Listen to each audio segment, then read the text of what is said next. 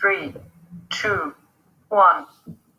Olá, vamos falar nesse vídeo um pouquinho sobre as manifestações clínicas e o diagnóstico do câncer de pulmão. Então, a gente tem que pensar que as suas manifestações são determinadas por algumas coisas, como, por exemplo, o local do tumor. O local do tumor, ele muitas vezes pode ser um local muito específico, como por exemplo, próximo à traqueia, onde ele obstrui via aérea, enfim. E também se existe alguma metástase de órgãos. Então, se existe alguma possibilidade de, além do pulmão, esse tumor está sobrecarregando ou causando uma disfunção em outros órgãos. E muitas vezes as manifestações dependem do tipo celular. Por exemplo, células pequenas, né, o câncer de células pequenas, ele é um pouco mais agressivo, com metástase mediastinal precoce. Então, a gente pode sofrer ali alterações até cardíacas. Quando a gente fala do câncer espinocelular, as manifestações são mais locais, que invadem localmente para depois disseminar. E a gente tem, por exemplo, também o adenocarcinoma, que as manifestações são sistêmicas e acontecem de forma mais precoce. Então, a gente tem que pensar que muitas das manifestações que a gente vai observar nesse paciente vai estar incluso a tosse, ela é quase 100% presente. Hemoptise, né, que é o sangramento pelas vias aéreas através da tosse, a tosse com sangue, né, e você tem ali provavelmente uma lesão de algum vaso. Roncos, sibilos, se a gente tem produção de secreção, ou até, por exemplo, a obstrução de alguma via aérea, dispneia, principalmente pela alteração dos volumes pulmonares e troca gasosa. Eles podem referir também palpitação, porque dependendo da localização desse tumor, ele pode afetar ali diretamente no mediastino, hipersecreção, né, compressão de vasos, como por exemplo, grandes vasos, como a aorta, obstrução do ducto torácico, como por exemplo o quilotórax, que é a junção de linfa em grande quantidade de aspecto leitoso na região torácica, que pode fazer ali como se fosse um derrame, né, pleural, e aí isso vai fazendo com que o paciente perca volume pulmonar. Dor torácica, principalmente quando tem a lesão em pleuras, disfagia pelo processo ali da via aérea, está próximo ao sistema digestório, síncope, então desmaios e pneumonia. Então, o câncer apresenta sinais ou sintomas quando já está em fase mais avançada, sendo somente 20% descobertos em fases iniciais. As manifestações podem se confundir com outras doenças respiratórias, sendo a maioria delas relacionada ao consumo do tabaco.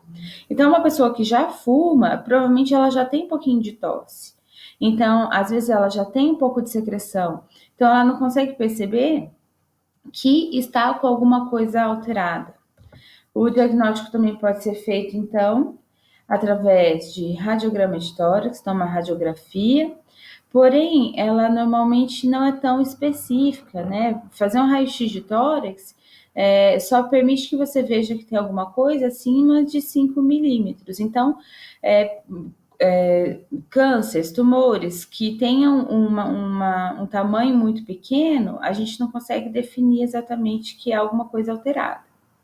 E normalmente a gente observa dentro da radiografia a malignidade, por exemplo, bordas irregulares e mal definidas daquela região de tumor, né?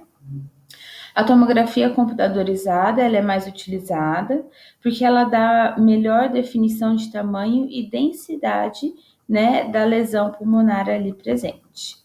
E a gente pode fazer também a citologia do escarro, observar se tem alguma perda celular e aquela perda celular no escarro mostra ser alguma coisa diferenciada como o câncer de pulmão.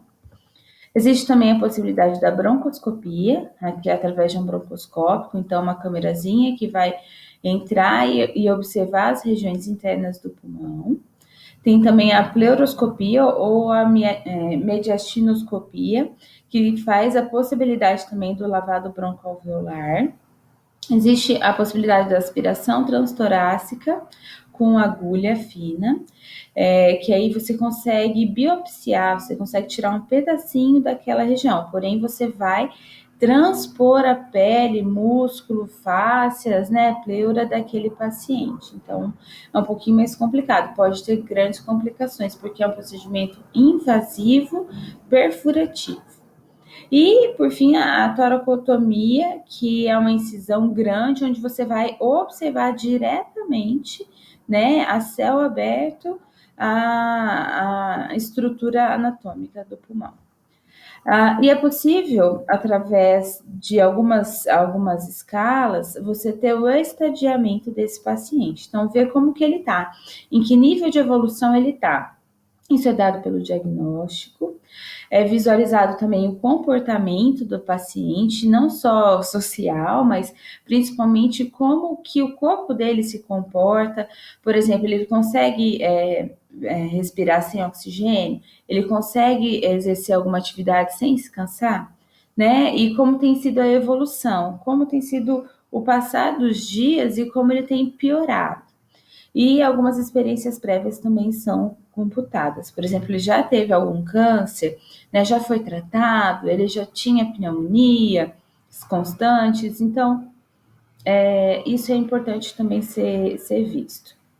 E o tratamento vai ser principalmente dos sintomas e tentar sanar as disfunções clínicos funcionais e também tentar tratar as comorbidades, porque muita gente tem algumas comorbidades associadas que podem piorar ainda mais o prognóstico do paciente.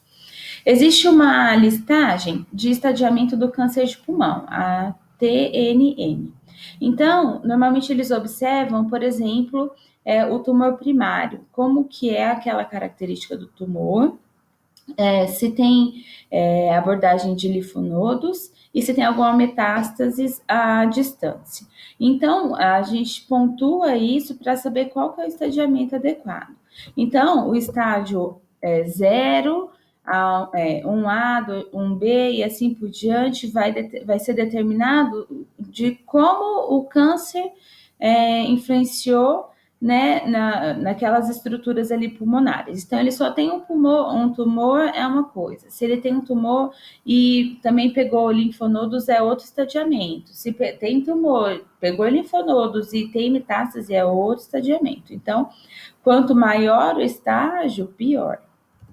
É isso, gente. Até a próxima.